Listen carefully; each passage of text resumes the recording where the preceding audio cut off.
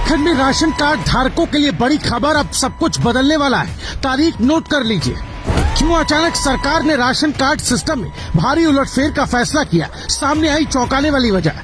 Online system में एक ऐसा नियम जो लाखों लोगों के लिए गेम चेंजर बन सकता है, लेकिन किसके लिए खतरा और किसके लिए राहत, इस वीडियो में सब कुछ जानिए।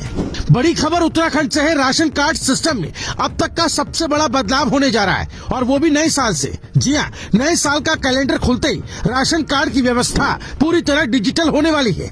मतलब न फाइलों का ढेर, न दफ्तरों के चक्कर, और न ही आज आना कल आना वाली पुरानी कहानी। सरकार ने एक ऐसा फैसला लिया जो सीधे लाखों कार्ड धारकों, गरीब परिवारों, राशन डीलर्स और किसानों की जिंदगी से जुड़ा है। ये फैसला सचिवालय के FRDC सभागार से निकला। खाद्य एवं नागरिक आपूर्ति मंत्री रेखा आर्य ने समीक्षा के दौरान कई विसंगतियां देखी और फिर दिया वो आदेश जिसने सिस्टम को जड़ तक हिला दिया।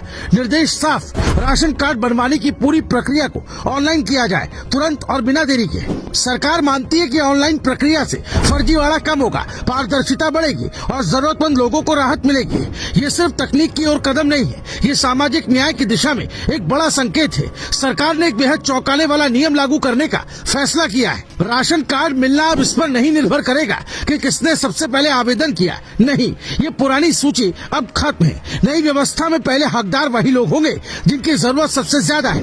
ये सूची बेहद संवेदनशील श्रेणियों से बनती है। विकलांग, तलाकशुदा महिलाएं, परित्यक्ता, अनाथ, मानसिक रूप से कमजोर लोग। यानी अब राशन कार्ड सिस्टम की तारीख नहीं, इंसान की जरूरत देखकर दिया जाएगा। ये बदलाव उत्तराखंड के सामाजिक ताने बाने में बहुत बड़ा प्रभाव डाल सकता है। राशन निवासी ही नहीं, उत्तराखंड के हजारों राशन विक्रेताओं के लिए ये बड़ी खुशखबरी है। मंत्री ने स्पष्ट किया कि अब डीलर्स का भुगतान और बिलिंग प्रोसेस भी पूरी तरह ऑनलाइन होगा। समीक्षा में पाया गया कि मई महीने तक का लाभांश सभी जिलों में पहुंच चुका है और अब अगले 3 महीनों की राशि भी अगले 2 से 3 दिनों में भेज दी जाएगी। यानी अब डीलर्स को भुगतान में देरी नहीं होगी और सिस्टम में गड़बड़ी की गुंजाइश भी खत्म होगी।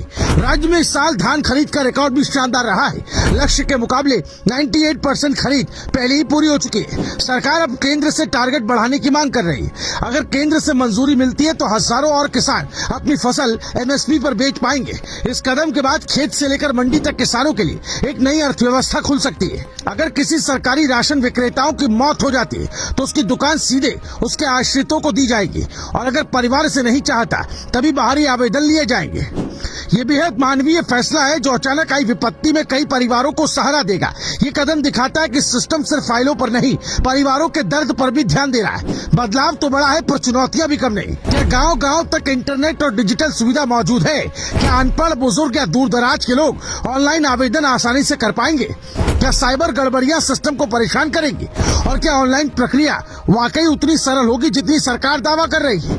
इन सवालों के जवाब नए साल के बाद ही मिलेंगे, क्योंकि ये बदलाव सिर्फ तकनीक का नहीं, एक पूरी सामाजिक संरचना का रीसेट बटन है। ये बदलाव उत्तराखंड के हर घर से जुड़ा है, हर उस परिवार से जो सरकारी राशन पर निर्भर है, हर उस किसान से जिसकी फसल MSP पर खरीदी जाती है, और हर उस डीलर से जिसके काम पर हजारों परिवारों का भोजन टिका है। इसलिए खबर सिर्फ एक समाचार नहीं, एक महत्वपूर्ण अपडेट है जिसे पूरे प्रदेश में फैलना चाहिए। अगर आपको लगता है कि ये जानकारी किसी परिवार, किसी जरूरतमंद, किसी गाँव के लिए महत्वपूर्ण